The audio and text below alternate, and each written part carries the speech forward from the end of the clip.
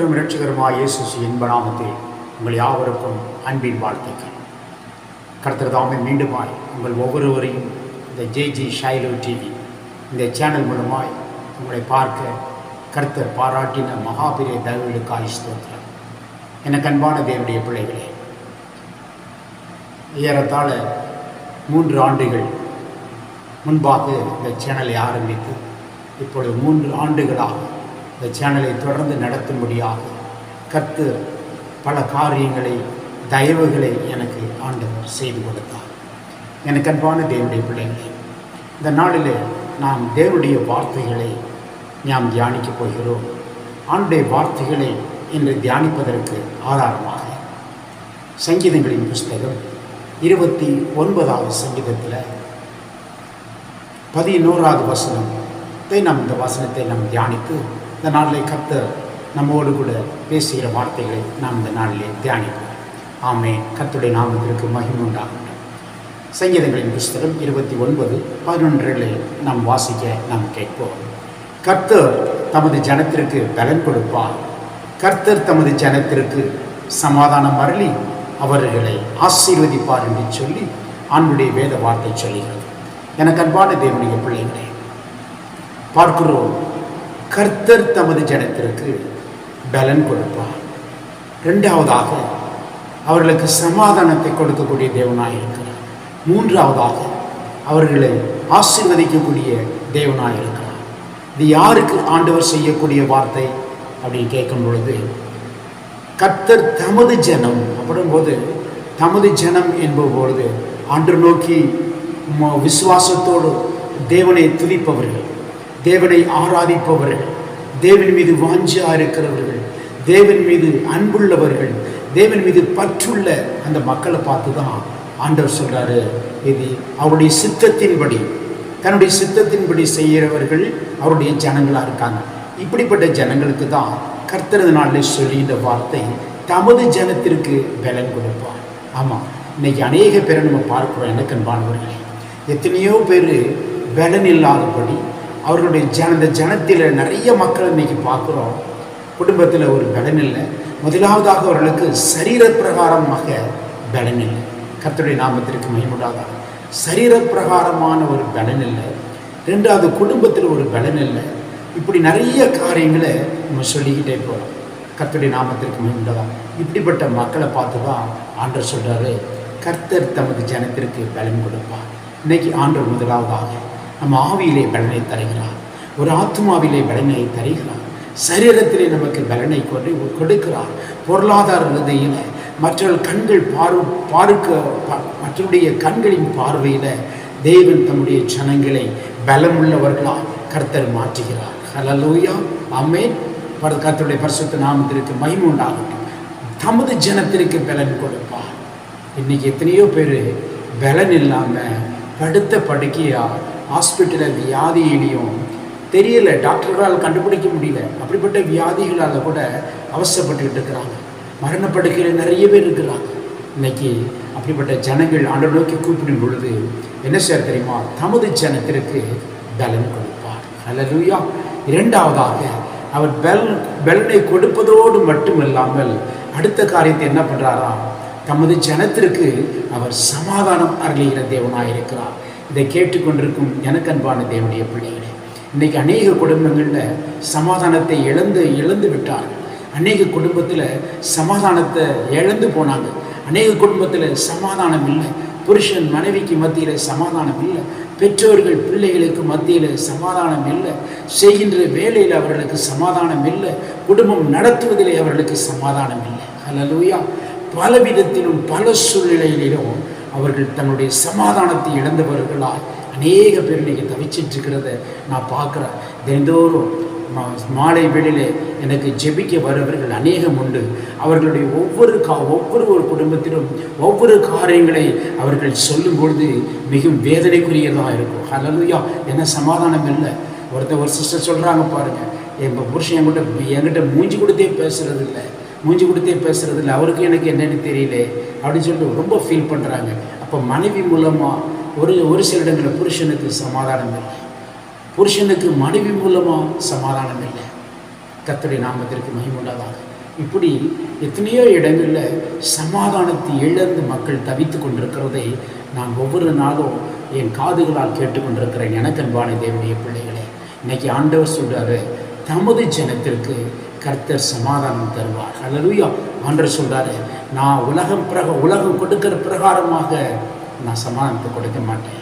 என்னுடைய சமாதானம் நிரந்தரமாக இருக்கும், என்னுடைய சமாதானம் நிரந்தரமாக இருக்கும் சொல்லி ஆண்டவராகிய தேவன் சொல்லுகிறார். அப்போ அவர் கொடுக்குற சமாதானம் எப்போதுமே பெர்மனண்ட்டாக இருக்கும். அப்போ ஆண்டவர், நான் சமாதானத்தை வைத்து போகிறேன் என்று ஆண்டவர் சொல்வார். அப்போ அப்படிப்பட்ட சமாதானத்தை ஆண்டவராகிய தேவன் தன்னுடைய ஜனங்களுக்கு இன்னைக்கு கொடுக்க வல்லவராக இருக்கிறார். ஹல்லேலூயா. ஒரு ஃபேமிலி நல்லா வாழணும்னா, ஒரு குடும்பம் நல்லா இருக்கணும்னா முதலாவது சமாதானம் வேணுங்க.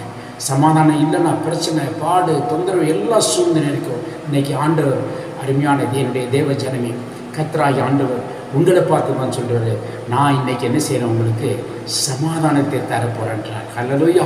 முதலாவது நமக்கு பலனை தருகிறார். ரெண்டாவது, அவர் சமாதானம் கொடுக்கக்கூடிய தேவனாக இருக்கிறார். ஆமாம், ஒரு குடும்பம் சமாதானமாக இருந்துச்சுனாலே அந்த குடும்பம் பரலோகம் மாதிரி இருக்கும். ஹல்லேலூயா. இந்த உலகத்திலேயே நம்ம பரலோகத்தை அனுபவிக்க முடியுங்க.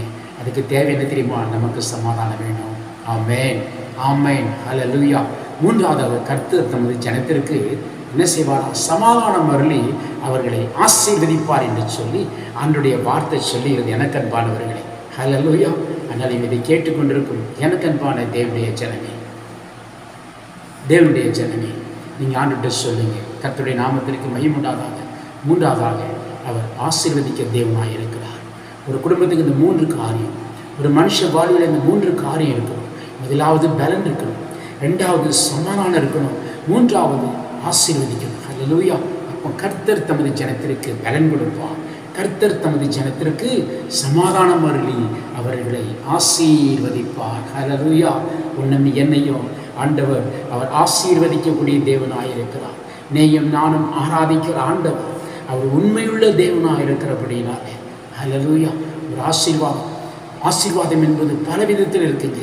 பொருளாதார ஆசீர்வாதம், சரீர பிரகாரமான ஆசீர்வாதம், உலக பிரகாரமான ஆசீர்வாதம், இப்படிப்பட்ட எல்லா சகல ஆசீர்வாதங்களினாலும் நீயும் நானும் ஆராதிக்கிற ஆண்டவர் தமது ஜனமாகிய உங்களுக்கு இந்த நாளில் கொடுக்க போகிறார்.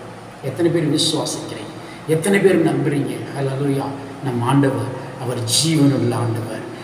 நம் ஆண்டவர் அவர் கிருபையுள்ள ஆண்டவர். ஹல்லேலூயா. ஆமாம், கர்த்தர் தமது ஜனத்திற்கு பலன் கொடுப்பார். கர்த்தர் தமது ஜனத்திற்கு சமாதானம் அருளி அவர்களை ஆசீர்வதிப்பார். ஹல்லேலூயா. ஆமாம், கர்த்தராகிய ஆண்டவர் இன்னைக்கு உங்களை பார்த்தாங்க சொல்கிறாரு, நீ யாருடைய ஜனமாக இருக்க? இன்னைக்கு யாருடைய ஜனமாக இருக்க? கொஞ்சம் யோசித்து பார்க்கணும். கர்த்தர் தமது ஜனத்திற்கு தான் பலன் கொடுப்பார். கர்த்தர் தமது ஜனத்திற்கு தான் சமாதானம் வருவார். கர்த்தர் தமது ஜனத்திற்கு தான் ஆசீர்வாதத்தை ஆண்டவர் கொடுக்கக்கூடிய தேவனாக இருக்கிறார். ஹல்லேலூயா. இதை கேட்டுக்கொண்டிருக்கும் எனக்கு அன்பான தேவனுடைய பிள்ளைகளே, இன்னைக்கு ஆண்டவருடைய கருத்தில் உங்களை ஒப்பு கொடுப்பீங்களா? இன்றைக்கி நீங்கள் எந்த சூழ்நிலை, எப்படிப்பட்ட சூழ்நிலை இருந்தாலும் நம் தகப்பன், நம்ம அப்பா, பரலோக தகப்பன் நமக்கு என்ன செய்வாரா? ஆண்டவர் தம்முடைய ஜனங்களை பார்த்து பேசுகிற வார்த்தை இன்னைக்கு, கர்த்தர் தமது ஜனத்திற்கு பலன் கொடுப்பார். கர்த்தர் தமது ஜனத்திற்கு சமாதானம் அருளி அவர்களை ஆசீர்வதிக்க போகிறாங்க. ஆண்டவராகிய தேவன் நம்மளை ஆண்டவர் ஆசீர்வதிக்க சித்தமாக இருக்கிறார். ஹல்லேலூயா. தேவன் தாமே தொடர்ந்து இந்த வார்த்தையின்படி கர்த்தர் உங்களை ஆசீர்வதிப்பாராக. எனக்கு இதை கேட்டுக்கொண்டிருக்கும் எனக்கு அன்பான தேவனுடைய பிள்ளைகளே, இந்த வார்த்தையின்படி கர்த்தர் உங்களை ஆசீர்வதித்து நடத்துவாராக. ஒரே ஒரு காரியத்தை மட்டும் உங்கள் மத்தியில் நான் சொல்லிக்கொள்ள விருப்பப்படுகிறேன். உங்களுக்கு ஏதாவது ஜெப குறிப்புகள், ஜெப வேண்டுதல்கள் உங்களுக்கு வேண்டுமானால் தயவுசெய்து எதையும் யோசிக்காதபடி நீங்கள் ஃபோனில் என் நம்பர் இருக்குது, என் நம்பரை நீங்கள் காண்டாக்ட் பண்ணிங்கன்னா நான் உங்களுக்கு நிச்சயமாக உங்களுக்கு ஜெபித்து உங்களுக்கு ப்ரேயர் பண்ணி தேவன் கொடுக்கக்கூடிய காரியங்களை நான் உங்களுக்கு நிச்சயமாக வெளிப்படுத்துவேன். எனக்கு அன்பான தேவனுடைய பிள்ளைகளை, அதனால் ஒவ்வொரு நாளும் இரவு மாலை வேளையில் ஒரு 7:30 8 மணிலேருந்து 11:30 வரை நான் உங்களுக்காக காத்து கொண்டிருப்பேன். நீங்கள் எங்கே இருந்தாலும் எந்த சூழ்நிலை இருந்தாலும் எங்களுக்கு நீங்கள் ஜெபிக்க வரலாம். ஜெபிப்பதற்கு என்னோடு காண்டாக்ட் பண்ணலாம். நாங்கள் உங்களுக்காக உள்ளத்தின் ஆழத்திலிருந்து பாரத்தோடு ஜெபித்து கர்த்தர் உங்களுக்கு விடுதலை கொடுக்கும்படியாக என்னுடைய ஜெபம் உங்களுக்கு அப்படியாக இருக்கும். அதனால் எதை குறித்து கவலைப்படாதீங்க. நம்ம ஆராதிக்கிற தேவன் ஜீவனுள்ள ஆண்டவர். அல்லேலூயா, ஜீவனுள்ள ஆண்டவர். தொடர்ந்து என்னுடைய அருமையான இந்த ஜேஜி ஷைலோ டிவி யூடியூப் சேனலுக்கு தொடர்ந்து ஆதரவு கொடுங்க. இதுவரை 3 ஆண்டுகளாக ஆதரவு கொடுத்தீங்க. இதற்காக கர்த்தருடைய நாமத்தில் உங்களுக்கு நன்றிகளையும் ஸ்தோத்திரங்களையும் ஏறெடுத்துக் கொள்கிறேன். கர்த்தர் தாமே தொடர்ந்து உங்களை ஆசீர்வதிப்பாராக. ஆமென். நம்ம ஆண்டுடைய வார்த்தைகளுக்கு நாம் ஜெபிப்போம். மகா இரக்கமும் கிருபை நிறைந்த எங்கள் நல்ல அன்பின் ஆண்டவரே, உண்மை நன்றியுள்ள இதயத்தோடு உண்மை துதிக்கிற சுவாமி. இந்த நாளிலே நீர் சொன்ன வார்த்தையின்படி இதை கேட்டுக்கொண்டிருக்கும், இதை பார்த்து கொண்டு அருமையான ஜனங்களுக்காய் நாங்கள் ஜெபிக்கிறோம். இவர்கள் ஒருவேளை இந்த நாளிலே பலன் இல்லாதபடி காணப்படலாம், சமாதானம் இல்லாதவர்களாய் இவர்களை காணப்படலாம், சமாதானத்தை தொலைத்தவர்களாய் இவர்கள் ஒருவேளை காணப்படலாம், ஆசீர்வாதம் இல்லாதபடி ஆண்டவரே குறைவோடு இவர்கள் வாழலாம். இந்த நாளிலே நன்பின் ஆண்டவரே, தயவாய் இந்த விண்ணப்பத்தையும் இந்த ஜெபத்தையும் கேட்டு சுவாமி, இந்த நாள் இதை கேட்டுக்கொண்டிருந்த ஒவ்வொரு பிள்ளைகளுக்கும் கர்த்தாவே, ஒவ்வொரு அருமையான தெய்வ ஜனங்களுக்கு ஆண்டவரே, இந்த நாளில் நீர் கொடுத்த வார்த்தையின்படி உமது ஜனத்திற்கு பலன் கொடுப்பீராக, உமது ஜனத்திற்கு சமாதானம் தருவீராக, உமது ஜனமாகிய இவர்களை ஆசீர்வதிப்பீராக. பெரிய காரியங்களை செய்யும் இயேசுவை நாம் ஜெபிக்கிறோம், அந்த ஜீவனுள்ள நல்ல பிதாவே. ஆமென், ஆமென், ஆமென். எனக்கு அன்பான தேவனுடைய பிள்ளைகளே, கர்த்தர் இந்த நாளில் உங்களோடு கூட பேசியிருக்கிறார். கர்த்தர் தொடர்ந்து உங்களை ஆசீர்வதிப்பாராக. தேவன் தாமே தொடர்ந்து உங்களை ஆசீர்வதிக்கும்படியாக நான் ஜெபிக்கிறேன். May God bless you.